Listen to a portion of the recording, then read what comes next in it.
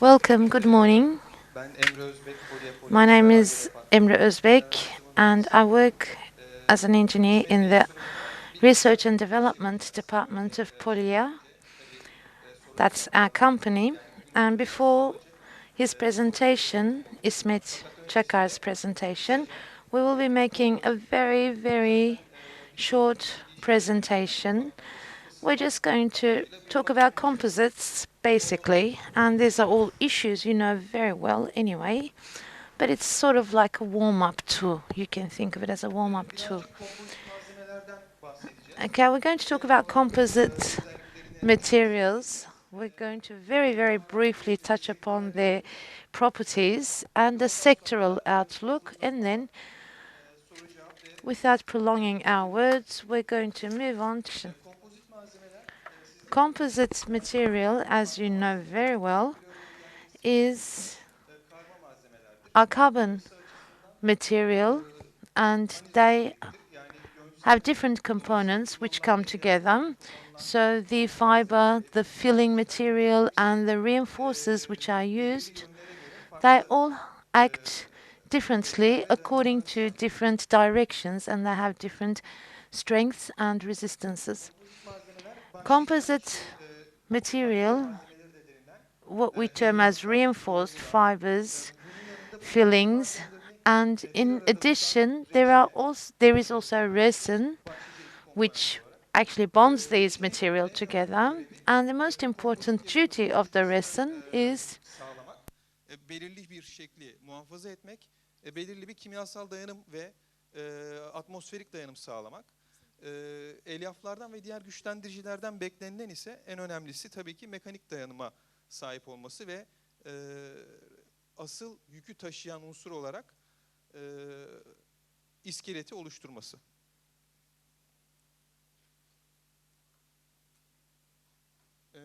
Ve az önce de bahsettiğim gibi bu iki komponent arasında iki komponentin tek başına sağlayamayacağı kadar iyi bir şekilde mekanik özellikler, kimyasal dayanımlar elde edilebiliyor ve kompozit malzemenin asıl en önemli özelliği olan bu unsurlar ön plana çıkıyor.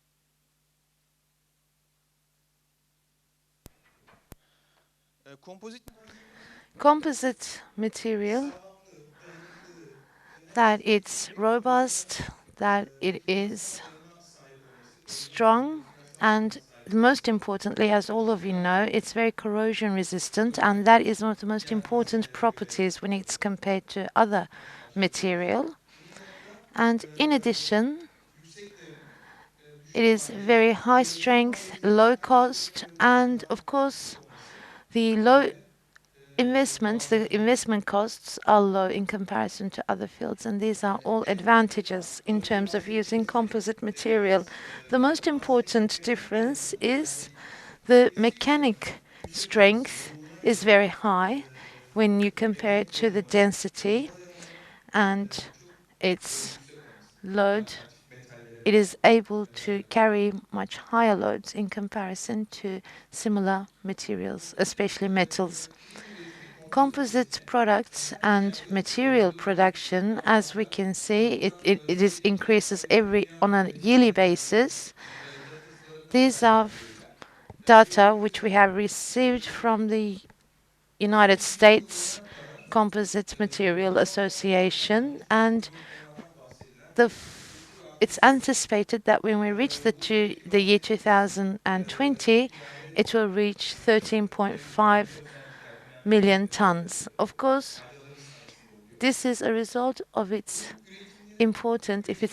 significant advantages that we have already mentioned. And parallel to this production, we see that there is polyester resin production, and that this production increases in parallel to the production of composite materials. So it's practically half to half. And naturally, this is also reflected on the structure of the composite material. When we look at the thermoset composite production, we see that most of it, 90%, is from polyester and vinyl ester, and the rest is from matrix and resin material. So Polyester and vinyl ester, in terms of the composite material which is produced, does have a more of a dominance. In terms of production processes, we have open molding and closed molding. Of course, it's a very simple classification, but open molding is more used, it's more widely used in comparison to the other one, and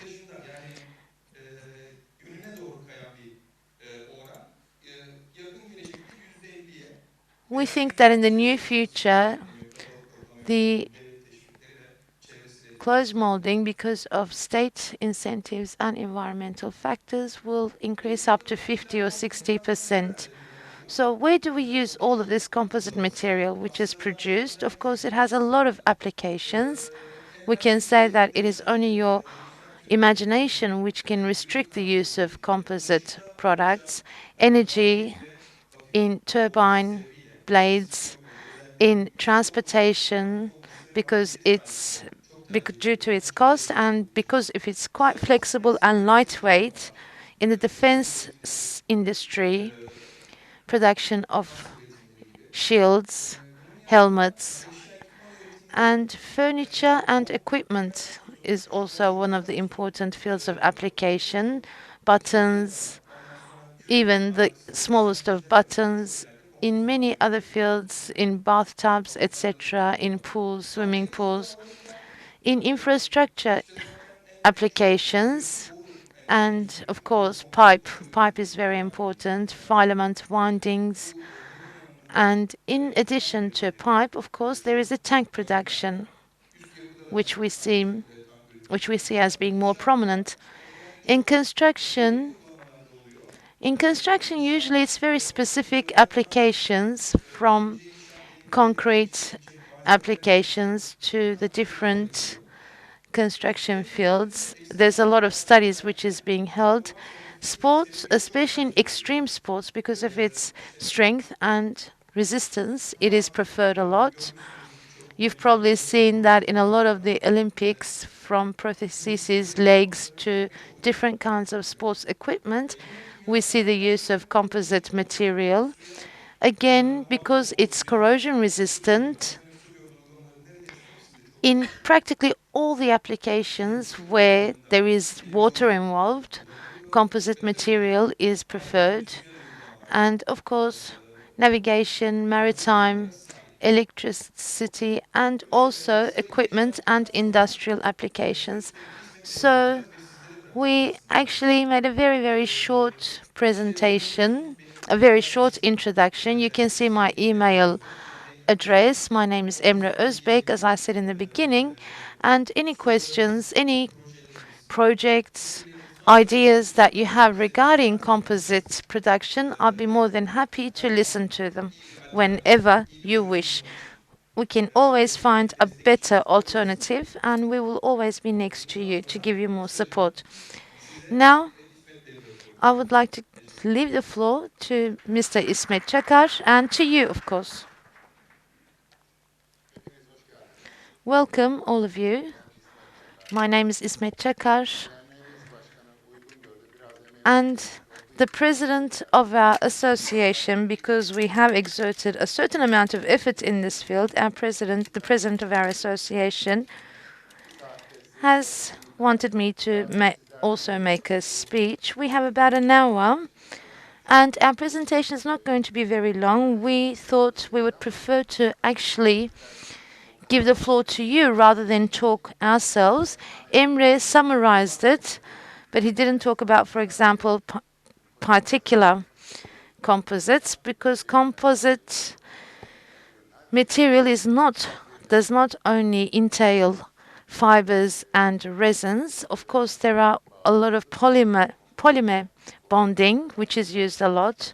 So these are composites with particles, especially for bathtubs, for shower appliances, and also for kitchenware. So from our aspect, these material with particulars and the production of resin for our company, it's about 50% in comparison to the fiber composite material.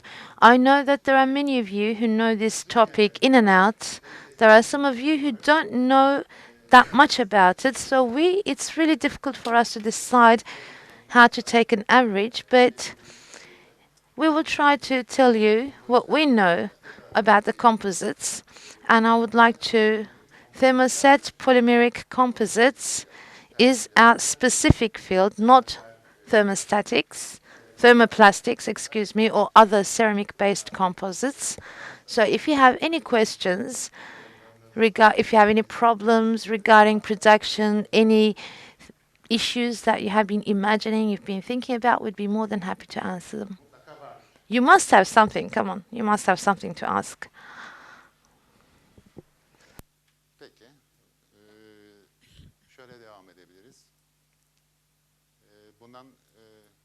Ben kompozit sektörünün içinde I have been in this sector, in the composite sector, for 40 years. I started to work in this field when I was a student at university. And back then, actually my thesis was also about polyester resins. And the annual production was, I believe, 605 ton in 1982. Of course, I'm talking about back in the 1980s. It was about, 605 ton of production. Today, we're talking about 120,000 polyester resins on its own. So we can, even from this datum on its own, we can realize how rapidly this sector is growing. There's still many open-ended issues. So if we have just a crude calculation for composite material, for example, in developed countries, that the annual composite consumption is about 2-3 grams. 4 grams, says the president of the Turkish Composite Association. That means that if we have a population in Turkey of 70 million, 4 times, so 280,000. Of course, not all of it is related to resin, and let's say 70% is fiber and the rest is resin. Very crude calculation. Turkey is just about reached, in terms of consumption of composite material, has reached the level of developed countries. There are other countries who have not reached 1/4 of this, half of this. There are potential neighboring countries. They actually present us with an incredible opportunity. So I think that it would be quite safe to say that the composite sector is one filled with many anticipations, and it can be very easily replaced.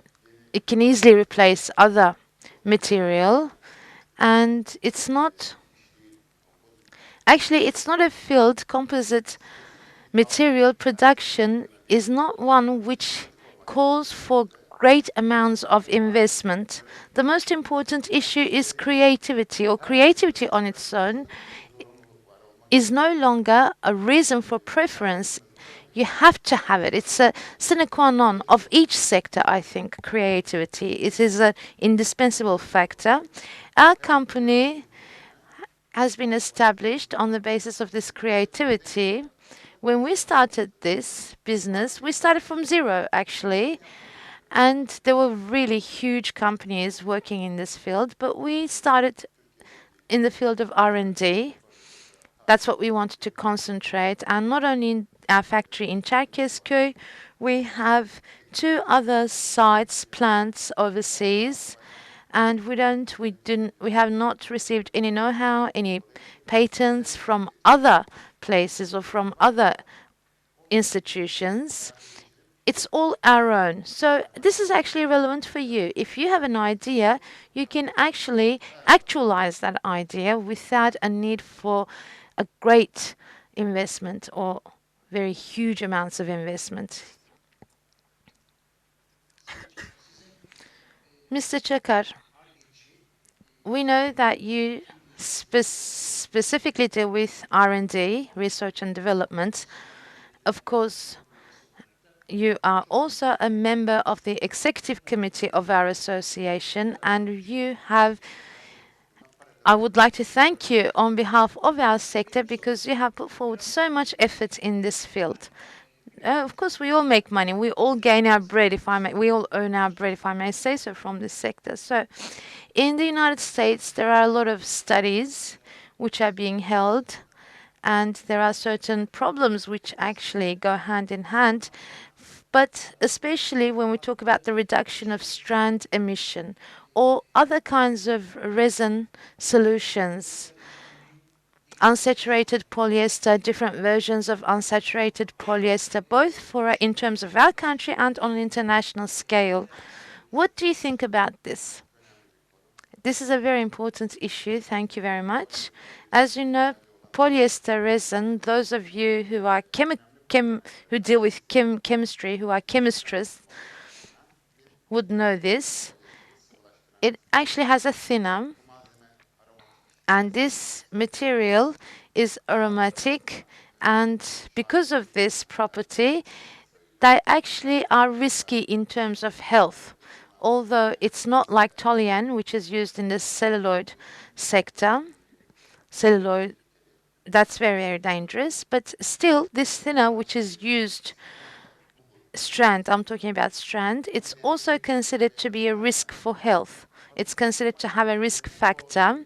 So that's why Emre said that there is now a shift towards closed mold systems rather than open mold systems. SMC, BMC, these are all molding systems, and they are all enclosed environment, which means that the being subject to strand is quite limited. For years, this has been talked about, that strand should be completely annihilated, that it should not be used at all, but right now it is not in question for there to be non-usage, completely non-usage of strand. There is, yes, alternative material, but this increases the cost incredibly. And I don't know the exact prices right now, but it's about $2,000 a ton. But the alternative, instead of strand monomer, if you use the other monomers which do not evaporate, the cost actually increases threefold. So since polyester is made up of 30-40% strand, this is going to have a direct effect on the cost. It means that it's going to go directly twice as much. Now, of course, it's actually not forbidden anywhere in the world, but it is being talked about, it is being mentioned, it is an issue on the table. And of course, when this product becomes completely forbidden, we will have our alternatives also. They will be in place. Nobody, especially from the producers, nobody who has any problems, any issues, no? Mustafa Çevik, İzmir Fibrosan, that's the name of my company. And I would like to ask you, instead of the material which is going to replace strain, is it going to have as much an effect on health, on the human health? The reason why strand actually has a problem for health in terms of humans is because it evaporates. When you go into a plant, a production, for example, a factory, you will actually smell this immediately. There are the acrylic polymers, for example. Acrylic, we already use it on our bodies right now. Lens, for example, veins, the synthetic veins, which are already being used right now directly on our bodies. But the cost is extremely high, as I said. And this is the issue of evaporation. And these alternative materials, they do not evaporate, or even if they do evaporate, they are not dangerous for health. And of course, there are other kinds of monomers. They're a bit more flexible, for example, or they increase the cost. Of course, we need to take the trends into consideration, but we're going to have some alternative resin material. I have a second question. Taking or reducing the density of the product, but making sure that you do not lose other properties of that material. Is it possible for such a material to be produced? The idea is to actually reduce the weight. Of course, there are many methods to do this, but I do want to say right from the beginning, you can't have your cake and eat it too, basically. You can't say it should be low cost, it should have a low weight, it should be lighter, it should be effective, it should be this, that. You can't have all of these properties. For example, there are some material which is very rigid, but if you just hit it, you can, if you hit it with a pencil even, you can break. PVC foam, for example, that's much more rigid. But polyester, it is possible to produce polyester, as you said, as you asked. I don't know if we have anybody from our customer, one of our customers from Germany, excuse me.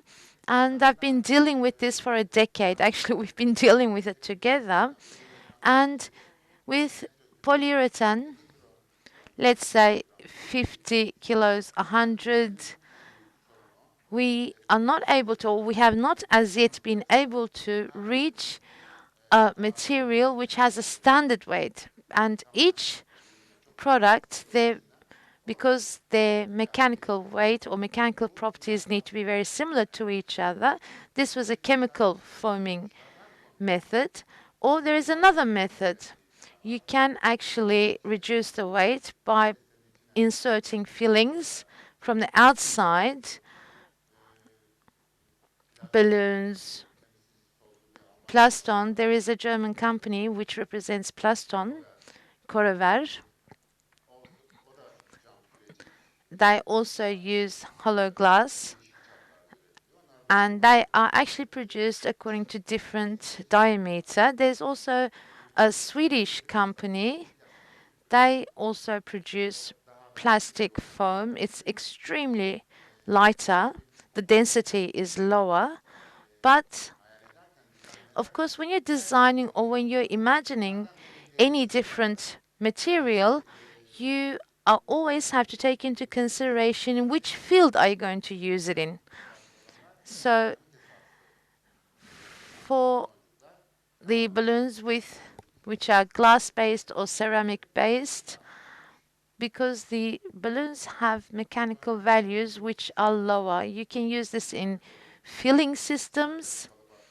When you put in a free mold, if you're going to have a filling into a free mold, and both if in fiber production systems, besides RTM, the resin transfer molding, because RTM has because the fiber acts like a filter, where you're going to inject it, you're going to have it could be 10 micro units, for example, or 100 micro units, and it's going to act like a filter, and it's not going to, those particles are not going to be able to move ahead, let's say, and the edge, which means that the edges or the corners are going to have a very density in polyester, but in the middle section of the material, because the fiber would have filtered it, then it's not going to have a lot of resins. It's going to be quite weak. It's not going to be strong, especially the middle section of such a product. That's why you won't be able to use it.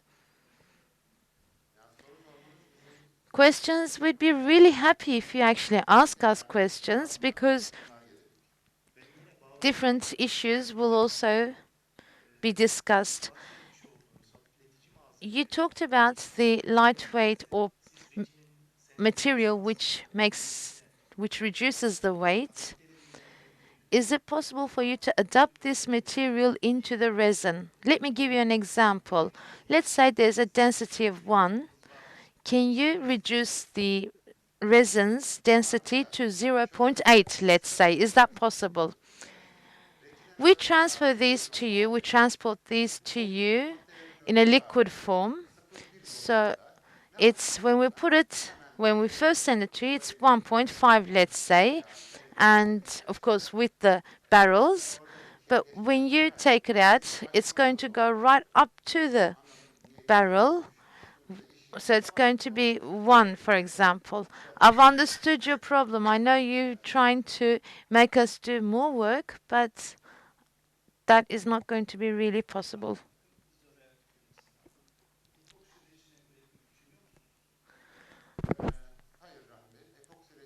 No, we're not thinking of producing epoxy resin. And the reason for this is because for us to be able to produce epoxy resin, it's a gas phase reaction. And the raw material of this can only be produced by very big, large international companies. We need to have a team, a technical team, that is committed only to this. And because the reaction of this material, the base material, it's very difficult, and it's very difficult to also carry. Transportation is also very difficult. And at this, because cost is very important in today's world, and competitiveness is very important, the companies in other countries, either they are integrated, they are right next to a petrochemical plant, for example. And in our country also, there's never been a demand on such a large scale, maybe Paksoy chemicals, because they've been dealing with epoxy for years, but I don't think even they are considering this, producing an epoxy resin. First, I would like to thank you for your presentation. I am an academic. I'm not in the industry. I met composites in 1980, and my doctorate topic was composites. And the collaboration between the academy, between the universities and the industry is always talked about, but it's never actually realized. Exactly, it never is realized. In the beginning of the 90s, when we were talking about composites, in the beginning of the 1980s, when I first heard of the word composite, and it was one of the elective lessons, and you didn't have to take those lessons. So back in 1980, I think it was the United States, it was 80 kilograms per person. In Japan, it was 4 kilograms. In Turkey, it was probably something like 0.001 or something like that. It was very, very minimal. There were water tanks because there was no water, or well, the running water would be cut in Istanbul. Of course, during the 1980s, again, very few universities started to focus on this. But these symposiums, these actually presentations, these conferences, you should carry them to the universities, because I think that in a country, development goes hand in hand with the development in industry and development in the country. So when you look at the composite sector, there are vocational schools, and it's becoming more and more difficult for you to find people, engineers who work in the field of composites, and also other technical personnel. So all of a sudden, it turns out to be a process which is quite problematic, because you need to train these people. It has to be 4 or 5 years later. So there is a problem in the collaboration, in the cooperation between the industry and universities. Well, I would like to thank you. As a matter of fact, we actually did one of our courses with 45 people, and we worked in the fields of filaments with Emre and Ismail. You actually had a grant of 500,000. That was a very, very important grant for us. We made a boat, and so a student actually sees a product, And we have students who say, I've been in this university for 4 years. This is the first time I've enjoyed a course, a lesson so much. What I'm trying to say is composite materials. If you want a development in the composite sector, in the R&D in our country, then it's really, really important that you widespread it to the universities. How many people are here? I only know myself from a university. It's all the industry people who are here. So you should actually announce these, or you should make sure that universities hear of this. They should come here. They should talk about composites. They should listen to the sector. I have talked to so many people about this, and people are saying, we don't have this opportunity, we can't do this, we can't do that. If you hadn't given us a grant, we would not have been able to do this. So I am actually appealing to the industrialists here. You really should have some kind of support to the universities. You won't lose anything from this. Right now, 45 students, 2 people have started to work in this field. And these are students who know what composite materials are. They have touched resin, they have touched composite material.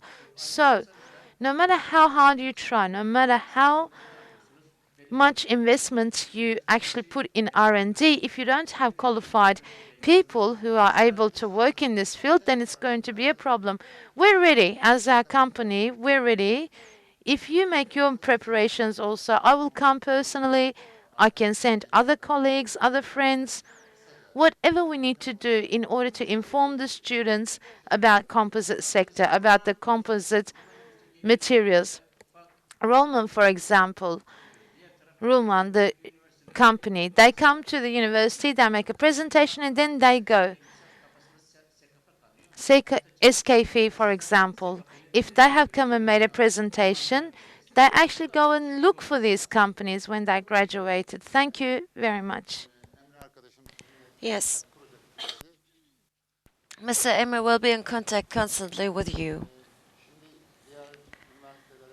And let us, with the incentive of our association, and gives a higher technological university, in some higher professional vocational schools, there are some certain lessons that are done over there, but it's not enough, of course. For instance, Mr. Emre is a doctor. He could only be beneficial for us after 10 years, so we're dealing with a very specific field. You need to focus yourselves on it, and you have to have a creative mind as well. And it all takes time. Just after 10 years, you can start thinking about these matters. But if you started the university education in the first place, then we could have had benefited from it more. They're just coming with theoretical information to the field. So I asked the question to a chemical engineer. What is primer alcohol? I said. Well, he couldn't answer that question, and there's not so theoretical things going on as well. It's not only they need to know the formula. The primary alcohols are reacting in such conditions, and these groups. They have to have this in their mind. If it's not in their mind, they cannot actually imagine anything about it.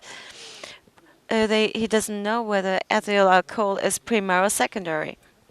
I just want to make a contribution. Our association, since the time it has been founded, is giving lessons, and a friend of ours is doing this as a duty. But as far as I'm concerned, of course, we can only do this with actually some universities that we are in close contact with. But each year, due to the visits of due to the invitations of some certain universities that they are dealing with the materials, we go and give lectures there 3 or 4 hours. We make questions and answers, and So we are also discussing about the chemistry of it, or the machinery of it, the economical aspect of this as well. So we are ready to cooperate. We need only a proposal, first of all, to the association. Technical collaboration, material support. Of course, we know them better than we know the chemistry side better than the universities. We are ready to support and help you in that manner, not only as a human resources field, but also when they are graduated, they're going to work with our potential clients, and there we cannot find people who are talking with the same language. We need to have well-trained, educated people, and somebody who's talking with the same language with you, so that you can get a result. Hello, Mr. Ismet. Now, I would like to ask a question on a technical issue. In the world, isolation materials and products is growing, and there are plenty of supply for that. And our clients are asking questions about this. The isolation products solutions include polyethylene, polyurethane covers, but it's actually making the situation a little bit harder. Can we add a filling to the polyester resin so that we can actually increase the amount of isolation? If it's possible, won't it be perhaps appropriate to RTM? What? It's a similar question to the gentleman before. For instance, about split, I'm talking about heat or sound isolation. But first of all, primarily heat isolation. For sound isolation, the more lighter it is, the better. The more there is air in the system, I'm talking about a closed system, then there is so much heat isolation, of course. Where the most important, if you want to have a heat isolation, the lambda value is 0.07, and polyethylene's lowest density doesn't even actually catch it. In your work, I can actually propose you cannot use the particles. Even if we add these particles, you cannot use it. But as for core material, there are some certain channels that give the way that creates rigidity. You can do it with PVC foam, so that the resin can go through the channels, like the baklava shape. Maybe you have seen it, and the PVC foam does make a positive aspect to it as that. The lambda value, the more it is becoming thicker, the heat and the sound isolation will increase. The PVC form is the best solution for you, or the other lightening fillings you cannot reach. You cannot get an RTM. Okay, I got it. Another question. Now, with the production of Jarcot, I suppose you have some certain information as well. You have a knowledge about that. That later on, there are paintings made on the molds. The Jarcot is used for long years, but after we buy a product, if we paint it with acrylic paintings, can we do actually a covering at a certain thickness?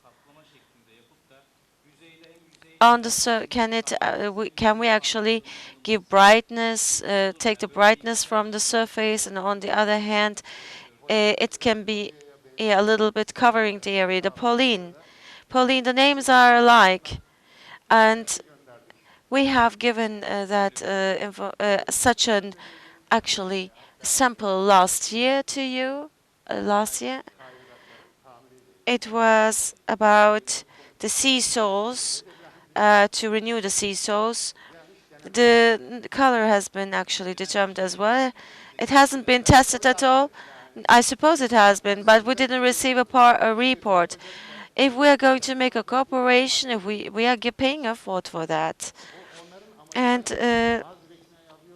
sometimes we get the reason, we modify it, we do it accordingly to their use, and Mr. Mustafa is already experiencing this.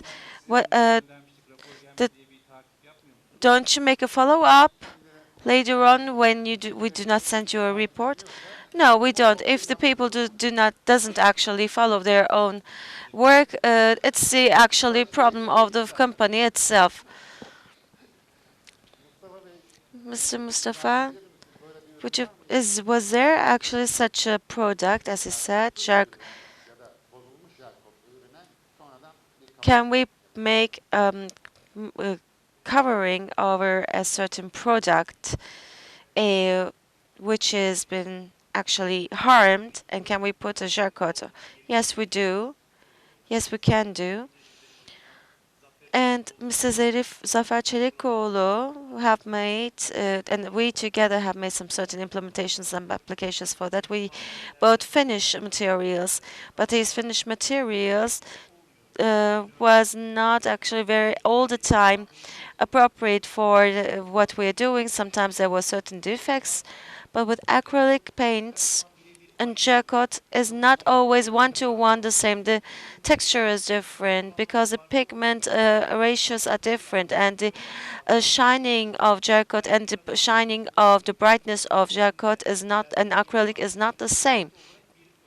So there is a matte and the bright texture that occurs. There was a gel coat that was produced by Mr. İsmet, and with that gel coat, the coating, it was a gel coat with in the form of paintings. That was really very successful.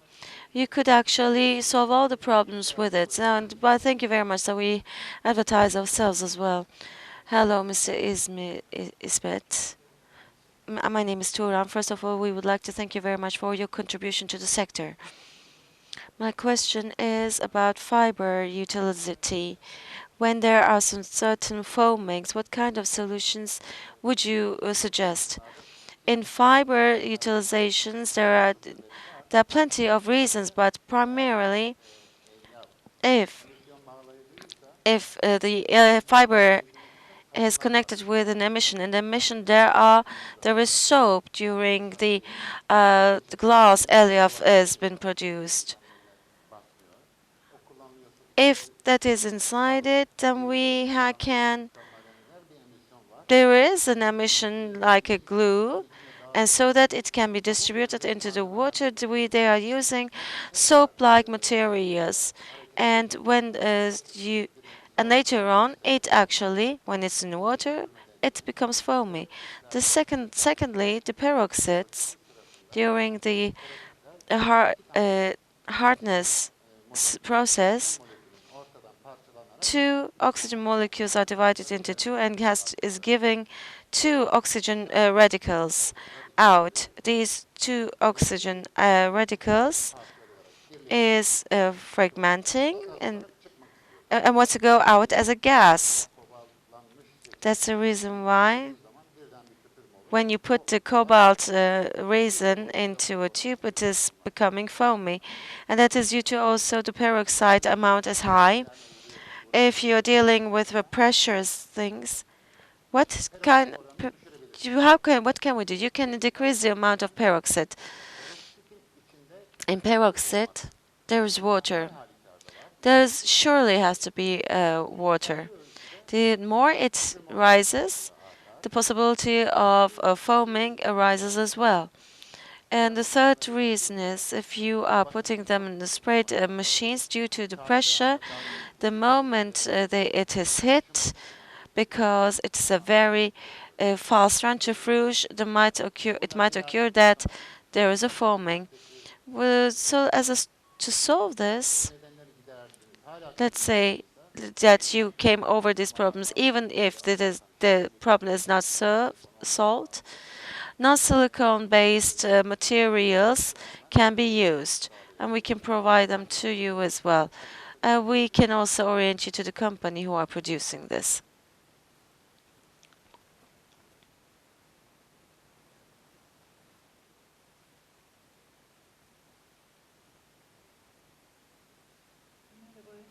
Hello. Associate Professor Ceyhan Sabır from the 9 Eylül University. I came here to actually follow you, and I wanted to thank you very much because we have made composites in one of our projects, and all of our materials was given by Polia for free, and they also have given us some certain technical support as well. And that's the reason why I wanted to thank you. Yes, of course, as we can, not only to the universities, but also there are clubs established. They are, for instance, producing cars driven by solar energy. If universities wants to do some project, we suggest and we give suggestions and we support as well. I had there was a really fast mailing, and the mail material with a very safe package has been landed to us, and I would like to thank very much.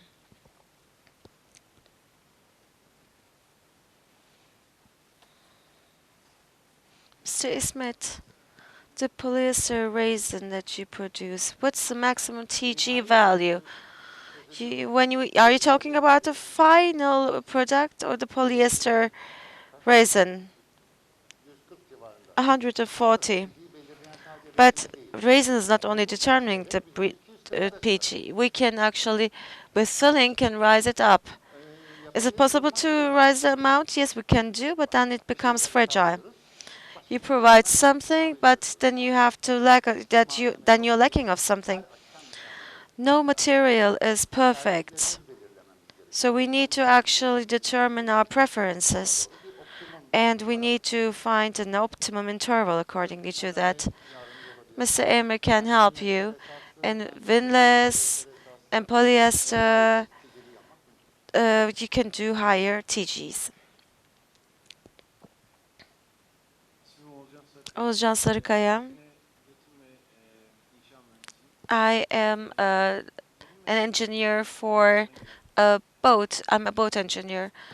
In this 20-meter of boat, the undulation problem is actually realizing in some of our applications. Why does that happen? Polyesins resins, while they become hard,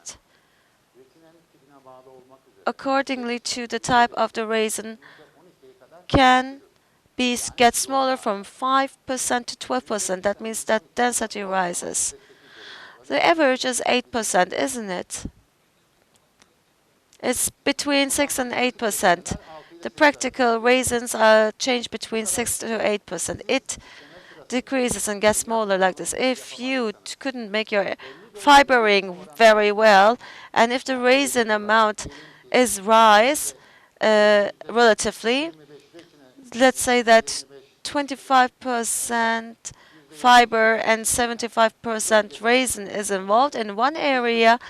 If 40% fiber and 60% of resin is made, that 75% relatively, the volume will decrease. And that's the reason why you see that fluctuation, not due to heat. It's because it's getting smaller. If the fiber the resin amount is higher, it will become warmer.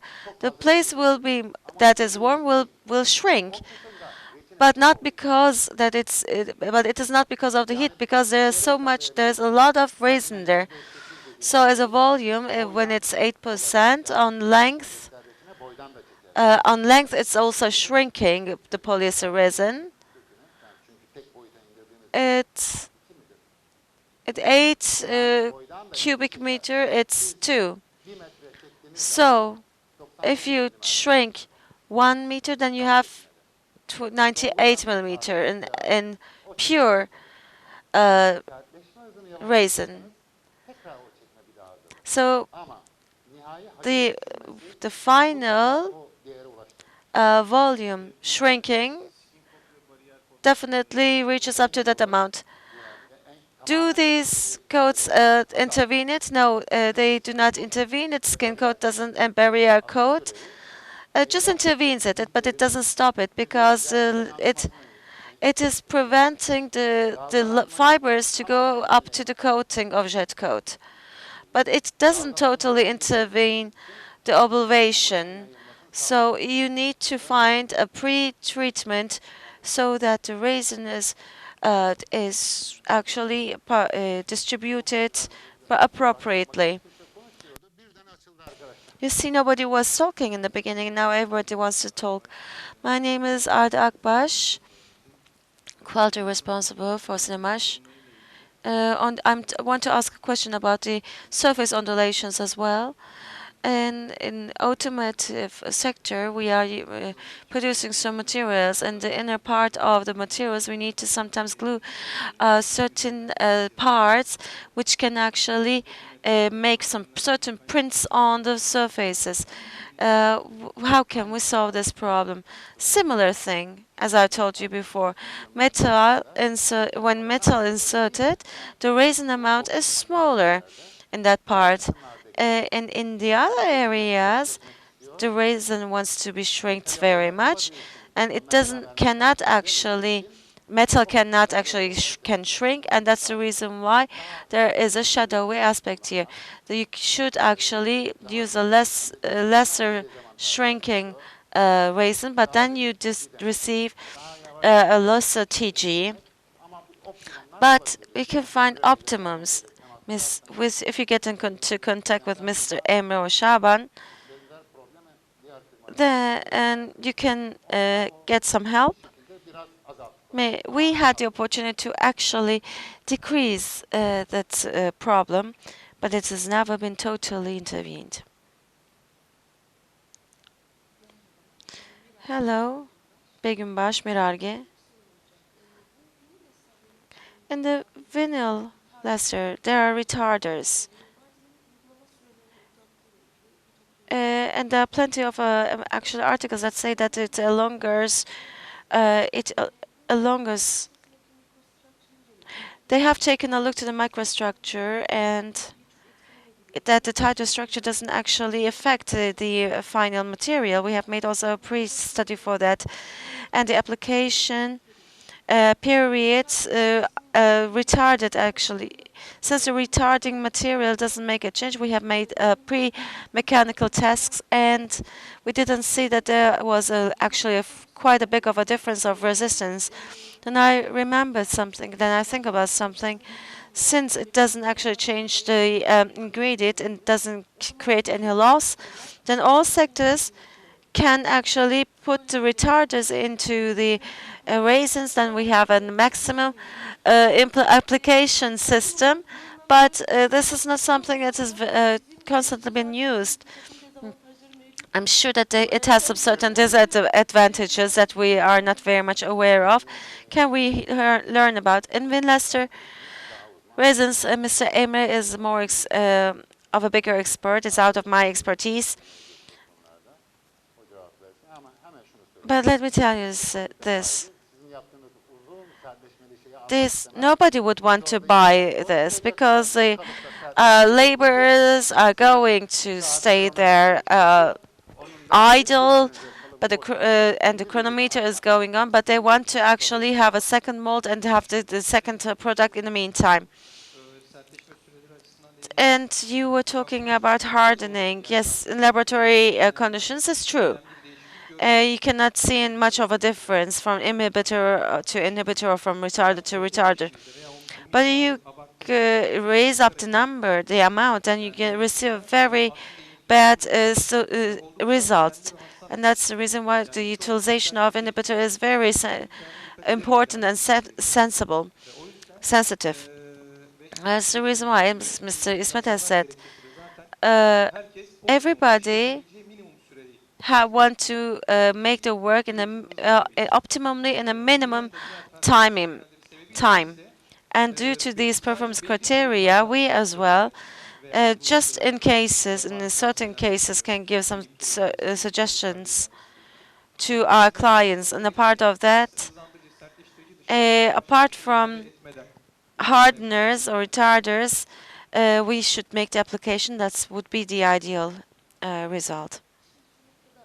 At this point, I'm also in research and development, as it is told before. These are advantages for me in the laboratory scale because there's no gelling, and I can actually make the ingredient absorb. And when we talk about a production base, and since it's actually disadvantages that it is actually elongating the application time. But apart from this situation, does it give any kind of a harm to the chemical material as well that we couldn't actually be aware of? Because when I take a look, the reason why I'm producing composite is because I want to have a good resistant material. And if I do not lose that resistance, then it's an advantage for me in the laboratory. But is there something that I'm not aware of that might be disadvantageous?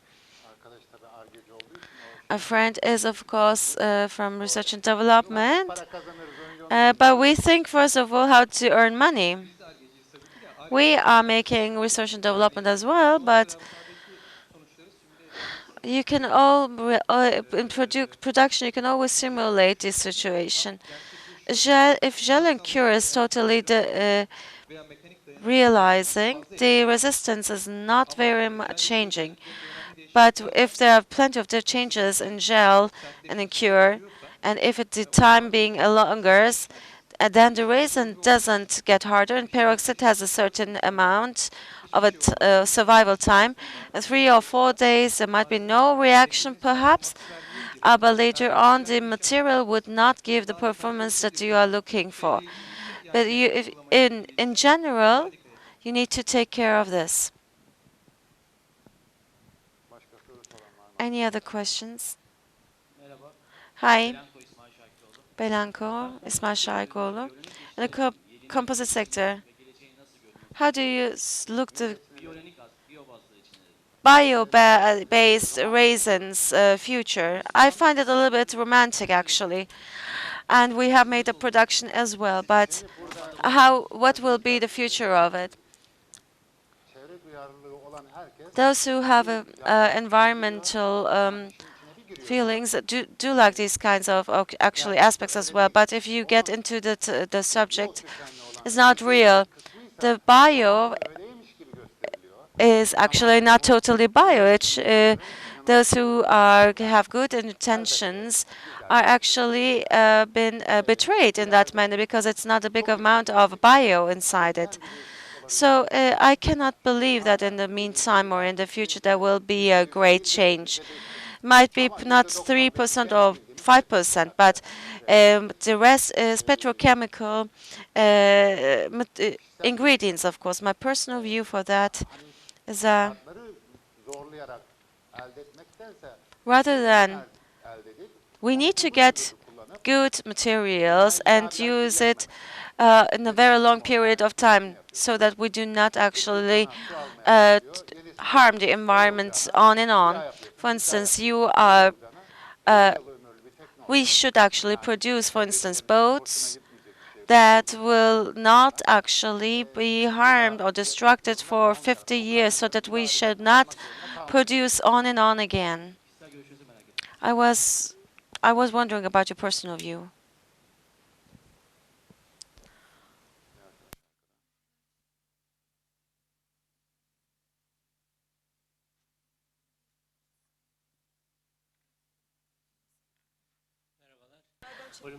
Hi, Sarta Sharvich. Mr. İsmet, of course, I want to ask a question about this company. We know that Polya in 2 regions in the world is making production. And the reason is why And will there be other studies in the future as well? So it happened to be Polya, of course, is actually a success story. It started up from zero base. After a certain period of time, all the foreign companies decided to get more into interaction with us, and we thought, and they wanted to be partners with us. So if they want to be partners with us, why wouldn't we do it ourselves? Are we working less than them? Are we not mentally developed? So 5 years ago, we have to come up to a strategic decision. Polya is established and is going to be a world brand with that is only actually producing in Turkey, and we'll have Turkish laborers. We do not have dependencies at all terms technically. Polya has a great and very large material gamut. Every company, the Polya brand is actually produced in the research and development departments of ours, and is produced only and only in our company. But there is also necessity in abroad as well. Top coat and gel coat has not been actually produced in Europe. So when we see what the lacks and the things that are gapping, why wouldn't we use our power? And that's the reason why we made some entrepreneurships over there as well.